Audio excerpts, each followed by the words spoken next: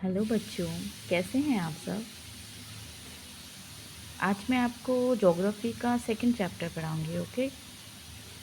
Globe. Globe आपने class में पढ़ा होगा, नहीं भी पढ़ा होगा तो आप इसमें पढ़ेंगे और आप अपनी क्लास में पढ़ेंगे तो आपको अच्छे से समझ आएगा। ठीक है बच्चों, हम पढ़ेंगे ग्लोब। ग्लोब क्या होता है? अक्षांश और देशांतर। ओके किड्स, चलिए अब हम पढ़ते हैं। पिछले अध्याय में आप पढ़ चुके हैं हमारी पृथ्वी गोलाकार नहीं है। यह उत्तर दक्षिण ध्रुव पर थोड़ी चपटी तथा मध्य में थोड़ी उभरी हुई है। ठीक है। क्या आप कल्पना कर सकते हैं यह कैसी एक सेकेंड कैसी दिखती है? इस संबंध में जानकारी प्राप्त करने के लिए आप अपनी कक्षा के सावधानीपूर्वक ग्लोब को देखिए। ग्लोब पृथ्वी का लघु रूप में एक वास्तविक प्रतिरूप है। ये ग्लोब है ना बच्चों, ये ग्लोब है। आप इसको देखेंगे, इससे आपको पता चलेगा कि हमारा हमारा जो पृथ्वी है ना, हमारी पृथ्वी गोल ग्लोब में कैसी दिखती है। ठीक है, आगे बढ़ते हैं। ग्लोब विभिन्न आकार एवं प्रकार के हो सकते हैं। विभिन्न आकार प्रकार के हो सकते हैं। कौन कौन से ग्लोब हो सकते हैं? जैसे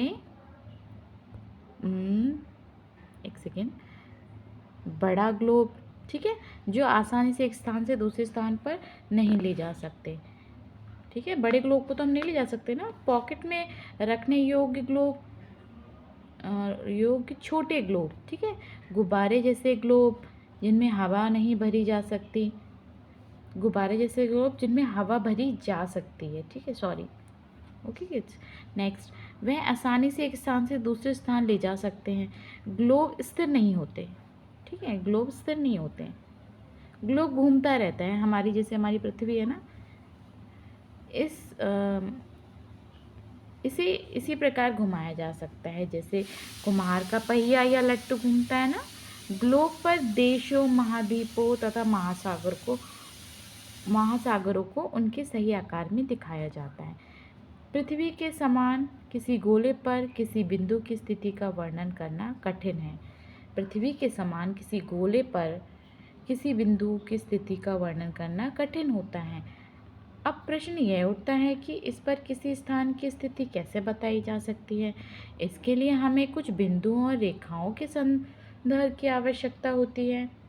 समझ रहे हैं आप लोग?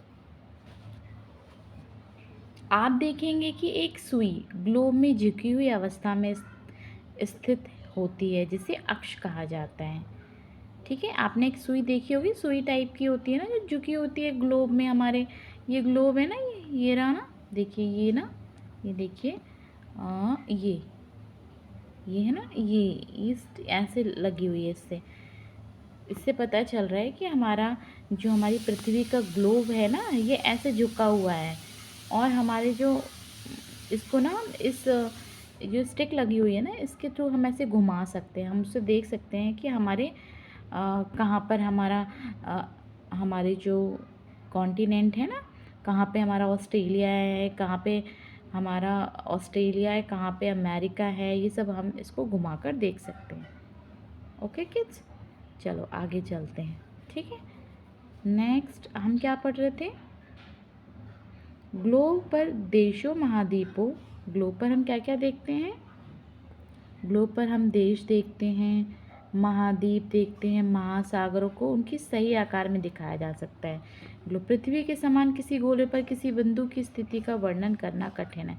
पृथ्वी के समान किसी गोले पर किसी बिंदु की स्थिति का वर्णन करना कठिन है। अब यह प्रश्न उठता है कि इस पर किसी स्थान की स्थिति कैसे बताई जाए, है ना। इसके लिए हमें कुछ बिंदुओं और रेखाओं के संदर्भ की आवश्यकता होती है। ठीक है, अब हम कैसे पता करेंगे ग्लोब में कहाँ क्या है? तो इसके लिए हमें कुछ बिंदुओं की ज़रूरत होती है, कुछ लाइनों की ज़रूरत होती है। उससे हमें पता चलता है कि कौन सा हमारा देश कहाँ पर है, कौन सा हमारा महासागर कहाँ पे है, कहाँ हमारी महाद्वीप हमारे कहाँ कहाँ पर हैं। ठीक है, उससे हमें पता चलेगा। आगे हम देखते हैं। ठीक है, क्या है बच्चों? आप देखेंगे कि एक सुई ग्लोब से झुकी हुई अवस्था में स्थित होती है जिसे अक्ष कहते हैं। जो हमने अभी देखा था ना, लास्ट में अभी दिखा था ना, बिल्कुल जस्ट, उसे अक्ष कहते हैं। ग्लोब पर वे दो बिंदु जिनसे होकर सुई गुजरती है, एक उत्तर होता है, दूसरा दक्षिणी ध्रुव होता है। आपको पता है ना, जैसे ये ग्लोब बनता है तो ऐसे करके हमारी, सॉरी बच्चों, इस टाइप से हमारी लाइन ऐसे ना, ये सुई इसमें लगी हुई है ना, जिससे हमारा ग्लोब घूमता है।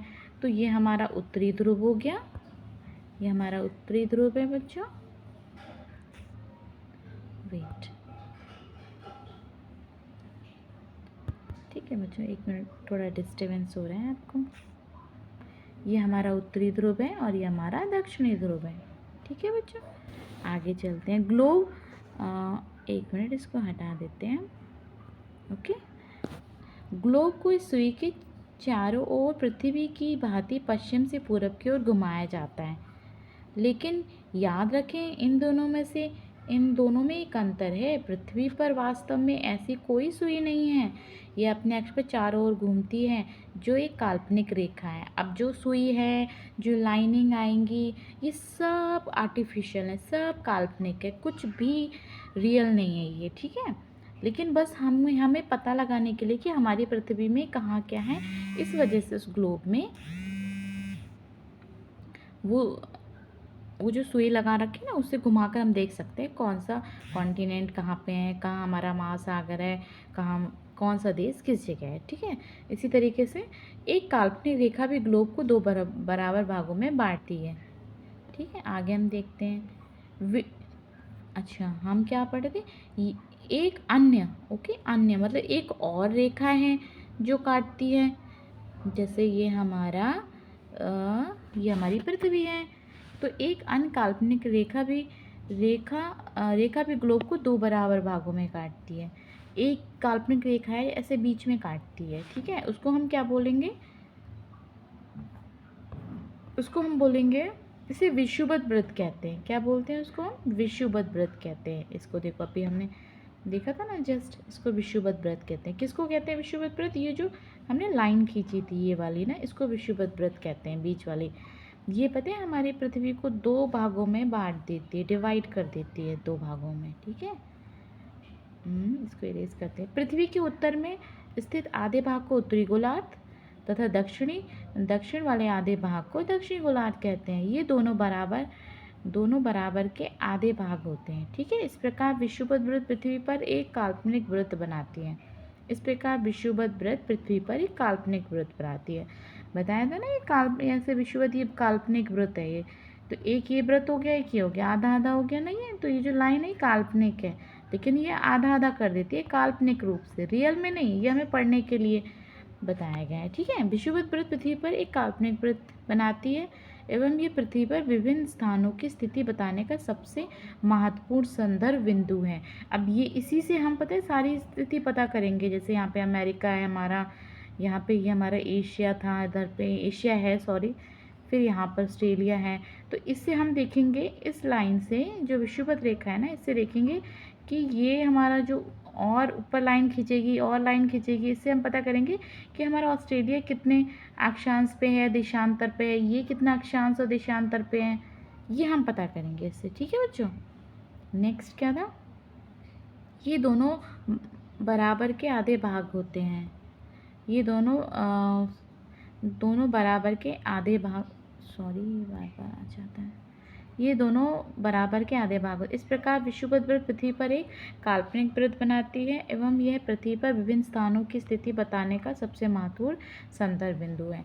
विषुवत वृत्त से ध्रुवों तथा स्थिति सभी समांतर वृत्तों को अक्षांश रेखाएं कहा जाता है। अक्षांशों को अंश में मापा जाता है। विषुवत वृत्त से ध्रुवों तक जो विषुवत वृत्त बनाया है हमने, अभी देखिए, वेट कलर दें, ये ना, ये जो विषुवत वृत्त बनाया है हमने, ये जो बीच का विषुवत वृत्त था ना, विषुवत वृत्त से ध्रुवों, आप लोग कंफ्यूज तो नहीं हो रहे बच्चों? ये पता है बहुत सिंपल चीज़ है। आप 6 क्लास के बच्चे हो ना, तो 6 क्लास के बच्चों को ज़्यादा समझने की ज़रूरत नहीं है। बस इतना समझो आप कि एक आपका ये सर्कल है, ये आपकी पृथ्वी है, ये क्या है आपकी, ये आपकी पृथ्वी है। ठीक है, इसमें काल्पनिक आर्टिफिशियल लाइन खींची हुई है। इस लाइन से ये दो पार्ट्स में डिवाइड हो जाती है हमारी ये। ठीक है, विषुवत वृत्त बोलते हैं इसको। ध्रुव तथा इससे सभी समांतर वृत्तों को अक्षांश समांतर रेखाएं कहा जाता है। अब ऐसे ही विषुवत वृत्त के ऊपर जो लाइन खींचेंगी ना, इनको ये एक मिनट दूसरे कलर लेते हैं ना, ब्लू कलर लेते हैं। ये जो लाइन ऊपर खींच रही है ना हमारी, ये वाली, ये नीचे खींचेंगी और नीचे, जैसे कि विषुवत खींची थी इस तरह से और भी लाइन खींचेंगे। इनको हम अक्षांश रेखाएं कहते हैं। क्या बोलते हैं इनको? हम अक्षांश रेखाएं कहते हैं। समांतर रेखा कहा जाता है इनको। समांतर क्योंकि एक दूसरे के समांतर हैं, मतलब आगे ऊपर नीचे है ना, ये समांतर। अक्षांशों को अंश में मापा जाता है। अब जो सर्कल हमने पृथ्वी बनाई थी, इस पृथ्वी में जो एक मिनट बच्चों, ये देखो, ये अक्षांश रेखाएं खींची हुई है ना, ये देखिए, ये कितनी, ये देखते हैं ना कितनी डिग्री पर हैं, कितने, ये तो इनको क्या बोला जाता है, ये किसमें, अंशों में, डिग्री में मापी जाती हैं ये। ठीक है, और ऐसे भी एक लाइन आएगी अभी, वो मैं आपको बाद में बताऊंगी। फिलहाल आप इतना समझिए। ठीक है, ये जो लाइन खींची जा रही है अक्षांश रेखाएं हैं। ठीक है, ये फिर आगे हम बढ़ते हैं। विषुवत वृत्त शून्य अंश अक्षांश को दर्शाती है। जो विषुवत वृत्त हैं वो शून्य अंश अक्षांश को दर्शाती है। ये देखिए, क्लास बहुत बड़ी हो जाएगी अगर मैं आपको इतना समझाऊंगी बच्चों, लेकिन हाँ, आपको समझाना भी ज़रूरी है, नहीं तो आप समझ नहीं पाओगे ना, समझाएंगे तो। चलो, जितनी क्लास हो रही है उतनी कर लेंगे, ज़्यादा लंबी नहीं करेंगे, हम नेक्स्ट क्लास में कर लेंगे, लेकिन जितना करेंगे समझ कर करेंगे। ठीक है बच्चों, तो हम क्या कर रहे थे, विषुवत वृत्त शून्य, ये देखिए, ये विषुवत वृत्त है ना, ये देखिए, ये ब्लू कलर है, ये जो आपकी लाइन अभी बताई थी मैंने, विषुवत लाइन बोलते हैं इसको।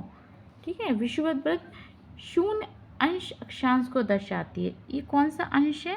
शून्य, 0 डिग्री, 0 डिग्री है ये। ठीक है, और आपको पता है फिर आगे जब बढ़ते जाएंगे ना तो और डिग्रियां बढ़ती जाएंगी। जैसे एक मिनट, ये कलर चेंज करना होगा, रेड कलर लेते हैं ना, ये देखिए, रेड ऐसे जाएंगी ना, ऐसे करके, तो ये डिग्रियां बढ़ती जाएंगी। जैसे 0 से बढ़ी तो 0 से नंबर बढ़ते हैं, 1 2 3 4, ऐसे बढ़ते जाएंगे ऊपर ऊपर ऊपर तक। ठीक है, इस टाइप से आगे बताते हैं और क्या होगा इसमें, और क्या बताया गया है। विषुवत वृत्त शून्य अंश अक्षांश को दर्शाती है। चूँकि विषुवत वृत्त से दोनों तरफ ध्रुवों के बीच की दूरी पृथ्वी के चारों ओर वृत्त का 1/4 है, अतः इसका माप होगा 360 अंश का 1/4 यानी 90 अंश। इस प्रकार 90 अंश उत्तरी अक्षांश उत्तर ध्रुव को दर्शाता है तथा 90 अंश दक्षिणी ध्रुव अक्षांश को दर्शाता है। ठीक है, आगे बढ़ते हैं। इस प्रकार विषुवत वृत्त के उत्तर की सभी समांतर रेखाओं को उत्तरी अक्षांश कहा जाता है। इस प्रकार विषुवत वृत्त के जो उत्तर पे जो लाइनें होती हैं ना, सभी समांतर रेखाओं का अक्षांश कहा जाता है। इनको क्या कहता है? अक्षांश कहा जाता है। तथा विषुवत वृत्त के दक्षिण में स्थित सभी समांतर रेखाओं को क्या कहा जाता है? दक्षिणी अक्षांश कहा जाता है। इसलिए प्रत्येक अक्षांश के मान के साथ उसकी दिशा यानी उत्तर या दक्षिण को भी लिखा जाता है। सामान्यतः इसे उत्तरी या दक्षिणी अक्षांश से व्यक्त किया जाता है। उदाहरण के लिए महाराष्ट्र में चंद्रपुर एवं ब्राज़ील, दक्षिण अमेरिका में हैरिज़ोटे, दोनों एक ही अक्षांश 20 डिग्री अंश पर स्थित है। लेकिन चंद्रपुर विषुवत वृत्त के 20 अंश उत्तर में एवं बेलो हैरिज़ोट विषुवत वृत्त के 20 अंश दक्षिण में स्थित है। ठीक है, जो अंश है ना, ये 20 डिग्री और ये दिए हुए हैं, कहीं कहीं पे एक ही अंश पे 2 जगह, ये देखिए दिए हुए हैं ना, इसमें दिखाती हूँ आप। ठीक है, नेक्स्ट क्या था, हम क्या पढ़ रहे थे? इसलिए हमें इसे चंद्रपुर 20 डिग्री अक्षांश पर तथा बेलो हैरिज़ोट 20 डिग्री दक्षिण अक्षांश पर, जैसे 20 तो हमारा ऊपर भी होगा नीचे भी होगा, है ना, जैसे कि ये देखिए कितने भी डिग्री है, ये आपका पृथ्वी है, कितने भी डिग्री है, जैसे ये अक्षांश, ये आपका विषुवत रेखा हो गया, ये ऊपर जो जा रहा है, ये नीचे जा रही है, नीचे लाइन जा रही है, अगर ये 1 है तो ये भी 1 है, ये 2 है तो ये भी 2 है, राइट। ऐसे 1 2 इसी टाइप से 20 बोला है इसमें, 20 ऊपर 20 नीचे। तो इस तरह से ये लिखा है कि ये देखिए चंद्रपुर 20 डिग्री उत्तरी अक्षांश पर, 20 डिग्री उत्तरी अक्षांश पर तथा बेलो हेरिजेट 20 डिग्री दक्षिण अक्षांश पर स्थित है। मतलब कुछ ये 20 डिग्री पे है और ये चंद्रपुर जो